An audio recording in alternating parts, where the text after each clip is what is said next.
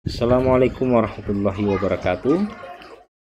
Alhamdulillah wassalatu wassalamu ala rasulillah wa ala alihi wa sahbihi wa mawala wa ba'd.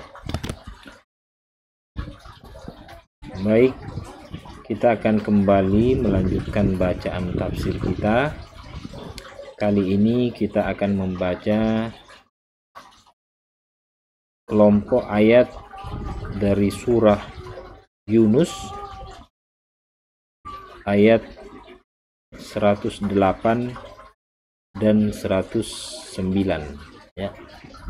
108 dan 109. Baik, bismillahirrahmanirrahim. Qul ya ayyuhan nas qad ja'akumul haqqu mir rabbikum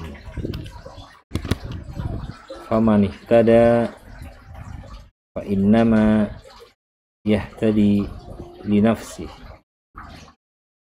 wa man dhalla fa innama yadhillu 'alaiha wa ma ana 'alaikum biwakil wattabi' ma yuha ilaika wasbir hatta yahkumallah wa huwa khairul hakimin. Nah, kita langsung baca al-mufradat. Qala al-musannif rahimahullahu ta'ala wa nafa'ana bi uluhumi fid dharain. Ya ayyuhan nas, wahai sekalian manusia.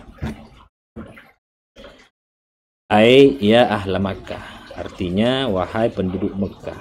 Nah, meskipun ini khitabnya, seruannya kepada penduduk Mekah saat itu, saat turunnya Al-Quran, tapi ini sebenarnya bisa berlaku umum kepada seluruh umat manusia, bukan hanya orang-orang yang beriman, tapi kepada siapapun dia. Ya ayuhan nas, qad ja'al haqqu, qad ja'akumul haqqu, ya di situ salah ketik. Qad ja'akumul haqq, telah datang kepadamu al-haq, kebenaran. Nah, itu terjemahannya al-haq, kebenaran. Tapi yang dimaksud al-haq di sini ay ar-rasul, yaitu Rasul, baginda Rasulullah Shallallahu Alaihi Wasallam, yatlul Quran, yang membaca Al-Quran atau membacakan Al-Quran kepada umatnya, wa yubayyin ad-din al-haqqa, dan menjelaskan agama yang benar. Nah, jadi al-haqqa, kebenaran di sini bisa punya tiga makna, ya. Yang pertama bisa bermakna Rasul, utusan Allah, Nabi Muhammad Shallallahu Alaihi Wasallam. Kemudian juga bisa bermakna Al-Quran sebagai kitab yang diturunkan kepada Nabi Muhammad, juga bisa bermakna ad-din al-Islam, agama Islam, agama yang dibawa oleh Rasulullah. Jadi sebenarnya al-haqqa di sini semua muaranya kembali kepada Rasulullah Shallallahu Alaihi Wasallam, sehingga makna yang paling komplit sebenarnya adalah Rasul. Karena ketika berbicara tentang Rasul, maka sebenarnya kita berbicara tentang Al-Quran, karena Al-Quran diturunkan kepada Rasul. Begitu pula al-Islam, karena Islam ini juga diturunkan kepada baginda Rasulullah Shallallahu Alaihi Wasallam. Manihtada, siapa yang mendapatkan petunjuk, ai amana billahi wa rasulihi, artinya orang yang beriman kepada Allah dan Rasulnya, wa abadallaha ta'ala muwahhidan lahu, dan dia beribadah kepada Allah dengan bertauhid. Nah, jadi ini ciri-cirinya orang yang mendapatkan hidayah, petunjuk. Dia meyakini adanya Allah sebagai penguasa alam semesta dan Nabi Muhammad SAW sebagai utusannya, dan dia juga beribadah dengan bertauhid. Nah, itu maksudnya hidayah. Wa man dhalla, siapa yang dimaksud al-sesat di sini, ay aba, yang tidak mau, wal israr ala syirk, dan dia masih berbuat musyrik, wat takdzib, dan berada dalam kebohongan, wal isyan, dan kedurhakaan. Fa alaiha ay wabalad dalal ala nafsid dal, jadi kesesatan itu bagi orang yang melakukan kesesatan. Kama anna thawabal hidayah li nafsil muhtadi, begitu pula pahala hidayah itu bagi orang yang mendapatkan hidayah. Artinya petunjuk itu, hidayah itu ya untuk dirinya sendiri, bukan untuk siapa-siapa. Kalau dia melakukan perbuatan baik, beriman kepada Allah, kepada Rasulnya, melakukan ibadah, ya itu untuk kebaikannya diri sendiri, untuk kebaikan dirinya sendiri. Begitu pula sebaliknya, kalau dia durhaka, berbuat syirik, berbuat maksiat, ya itu untuk dirinya sendiri juga. Itu maksudnya fa'alaiha, bukan untuk siapa-siapa. Manfaat kebaikan untuk dirinya, keburukan juga untuk dirinya. Ya artinya manusia memang bertanggung jawab untuk dirinya sendiri. Soalnya wa ma ana alaikum biwakil. Dan aku, ana yang dimaksud di sini adalah Nabi Muhammad ya. Wa ma ana alaikum. Karena di awal ayat tadi itu perintah kepada Nabi Muhammad untuk mengatakan yang demikian. Kul, katakan Muhammad. Nah, berarti yang dimaksud di sini wa ma ana, saya bukanlah, saya di sini adalah Nabi Muhammad, alaikum biwakil, yang memelihara wakil kalian. Bukan saya bukan pemeliharamu. Artinya bimujbirin lakum alal hidayah. Saya tidak memaksa kalian untuk mendapatkan hidayah atau tidak. Apa hidayah itu adalah hak prerogatifnya Allah.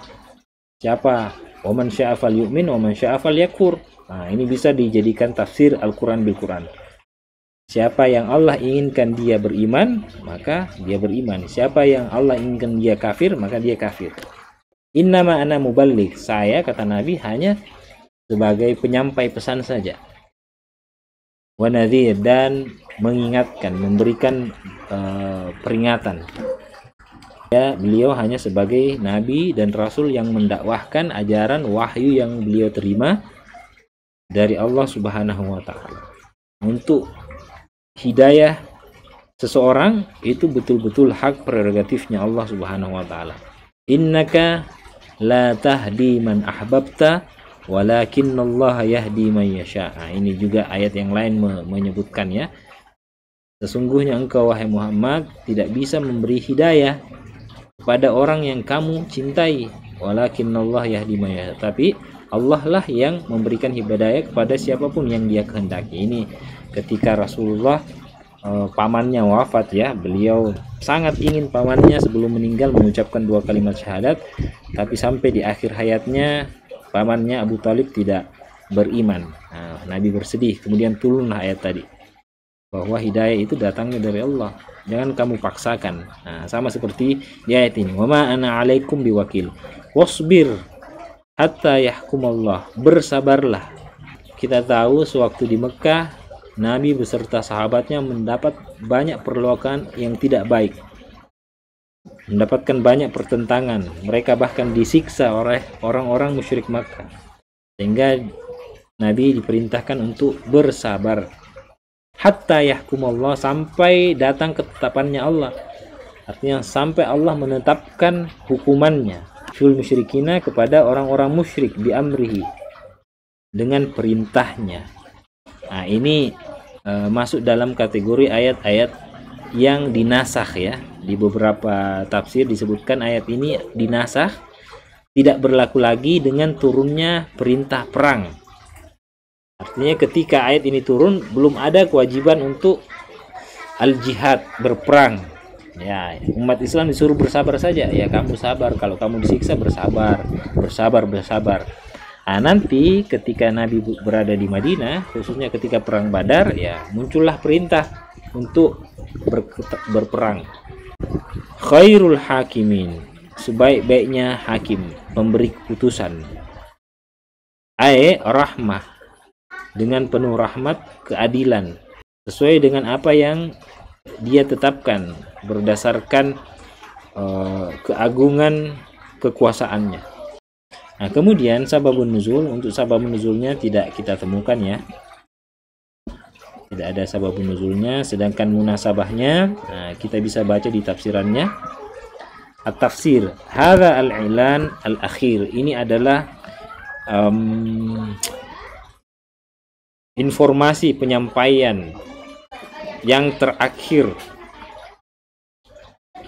Fi hadhihi surah ya'murullah ta'ala ya'murullahu ta'ala rasulahu ayyunadiya al-musyrikina biqaulihi ya ayyuhan nas.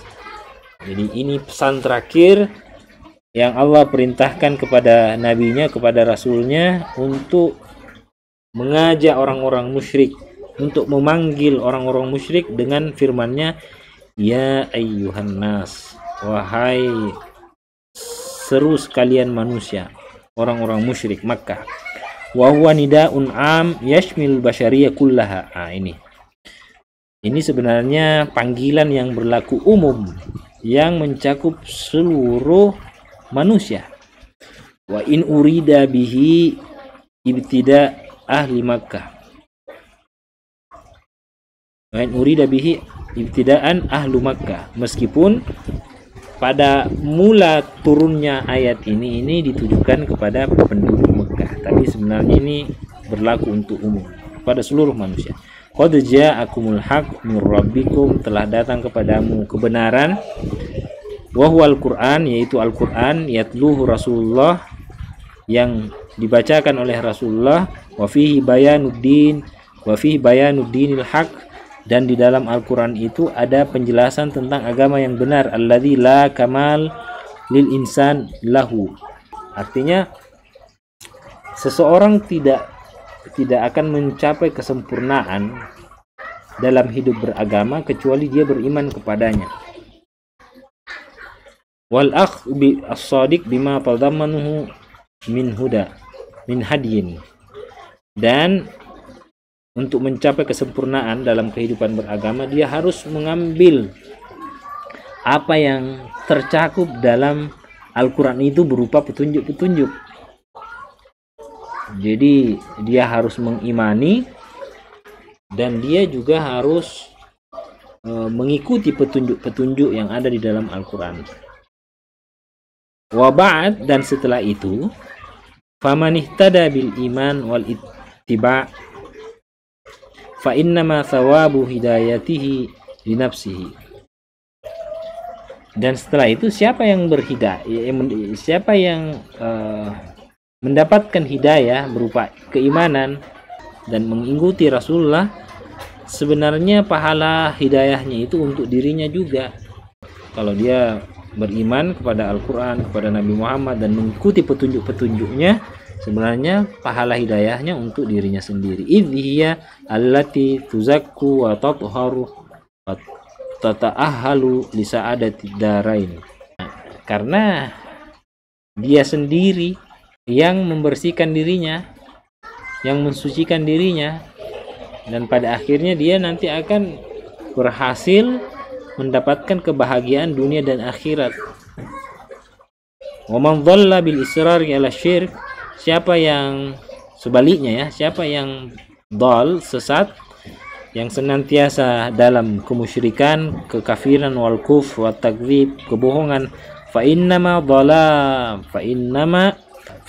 dhalalahu ay jazaa'u dalalihi aidun ala nafsi. Sebenarnya kesesatannya itu balasannya untuk dirinya sendiri, kembali kepada dirinya sendiri juga. Idhiyallati tatadassa wa takhbuth wa tata'ahal limaqtillahi wa wabbihi wa limuqabihi. Karena dia sendiri yang melakukan keburukan, yang melakukan kejelekan, sehingga karena keburukan dan kejelekan yang dia lakukan, maka dia akan mendapatkan azabnya Allah, murkanya Allah, kemarahannya Allah. Wa ma 'alar rasulil muballigh min dzalika syai'. Tidak ada daya dan upayanya Nabi dalam hal tersebut. Yang menyampaikan itu Nabi memang, tapi Nabi hanya sebagai penyampai saja. Idlam yuwakkil ilaihi rabbuhu hidayatun nas. Artinya Nabi tidak dalam konteks mewakili, dia tidak diutus untuk mewakili hidayah. Artinya ketika Nabi turun semuanya dapat hidayah, enggak. Saya bukan pemeliharamu, saya bukan wakilmu. Wa ma ana 'alaikum biwakil. Wa qauluhu ta'ala wattabi'. Kemudian Allah berfirman, ikutilah apa yang diwahyukan kepadamu. Amara lin nabi, Allah memerintahkan kepada Nabi biltizamin haq, untuk konsisten iltizam terhadap kebenaran, biittiba'i ma yuha ilaihi, dengan senantiasa mengikuti petunjuk-petunjuk wahyu yang diberikan kepadanya, minal awamiri wan nawahi, berupa perintah dan larangan, wa adamit tafrid fi syai'in min dzalika, dan tidak berlebih-lebihan, tidak melewati batas dalam hal demikian. Artinya apa yang Nabi terima dari Allah melalui perantara malaikat Jibril, itu juga yang disampaikan berupa perintah dan larangan. Nabi tidak tambah-tambahkan, Nabi juga tidak kurang-kurangi. Nah, itu maksudnya Nabi tidak melampaui batas. Walazimu hadza huwa adamu itba' ma la yuha ilaihi bihi rabbuh. Artinya jangan ikuti apa yang Allah tidak wahyukan kepadanya. Wasbir hatta yahkumullahu wa khairul hakimin, dan bersabarlah sampai Allah menetapkan keputusannya, karena Dia sebaik-baik yang memberikan keputusan. Amara lin nabiyyi, Allah merintahkan kepada Nabi melalui ayat ini, bis sabri ala itba'il wahyi, untuk selalu bersabar mengikuti perintah-perintah wahyu, wassabat ala dakwah, dan untuk tetap teguh dalam dakwah, wa tahmilul adza minal musyrikin, dan ya kalau mendapatkan perlakuan yang tidak baik dari orang musyrikin, ya terima, ila ghayatin ayyahkumullah fihim, sampai nanti Allah sendiri yang akan memutuskan, menetapkan ketetapannya, memberikan hukuman. Wa qad hakama, dan ternyata betul Allah telah memberikan hukuman kepada orang musyrik yang mengganggu, menyakiti Rasulullah. Fa amarahu biqatlihim faqatalahum fi Badar. Nah, nanti belakangan ketika di Madinah, Allah memerintahkan kepada Nabi beserta para sahabatnya untuk memerangi orang-orang musyrik. Faqatalahum fi Badar, sehingga mereka memerangi orang-orang musyrik itu pada perang Badar.